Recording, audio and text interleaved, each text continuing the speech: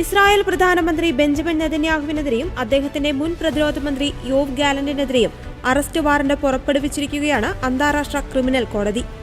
യുദ്ധക്കുറ്റങ്ങൾ, മാനവരാശിക്കെതിരായ കുറ്റങ്ങൾ എന്നിവയാണ് ചുമത്തിയിരിക്കുന്നത്.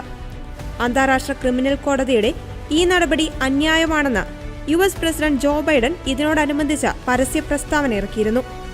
ഇസ്രായേലിനെയും ഹമാസിനെയും ഒരുപോലെ കാണാനാവില്ലെന്നും അമേരിക്ക ഇസ്രായേലിനൊപ്പമുണ്ടെന്നുമായിരുന്നു ബൈഡന്റെ പ്രതികരണം. ഗാസ യുദ്ധത്തിന് കാരണമായ 2023 ഒക്ടോബർ 7 ഭീകരാക്രമണത്തിന്റെ പേരിൽ മുഹമ്മദ് ദെയ്ഫിനെതിരെയും അറസ്റ്റ് വാറന്റ് പുറപ്പെടുവിച്ചിരുന്നു. ഇയാളെ വധിച്ചതായി ഇസ്രായേൽ അവകാശപ്പെടുന്നുണ്ടെങ്കിലും ഇയാൾ മരിച്ചുവെന്ന് സ്ഥിരീകരിക്കുവാൻ പ്രോസിക്യൂഷന് കഴിയാത്ത സാഹചര്യത്തിലാണ് വാറന്റെന്ന് ICC വിശദീകരിക്കുകയും ചെയ്തിട്ടുണ്ട്.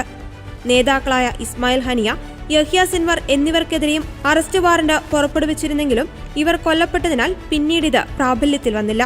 എന്നാൽ നെതന്യാഹുവിനും ഗാലന്റിനുമെതിരെ അറസ്റ്റ് നടപടിയുണ്ടാകുവാൻ സാധ്യതയില്ല. അന്താരാഷ്ട്ര ക്രിമിനൽ കോടതിക്ക് സ്വന്തമായി പോലീസ് സേന ഇല്ല എന്നതാണ് ഒന്നാമത്തെ കാരണം. ICCയിൽ അംഗങ്ങളായ 124 രാജ്യങ്ങളാണ് അറസ്റ്റ് നടപ്പാക്കണോ എന്ന് തീരുമാനിക്കേണ്ടത്. എന്നാൽ ഇസ്രായേലും അമേരിക്കയും ICCയിൽ അംഗങ്ങളല്ല.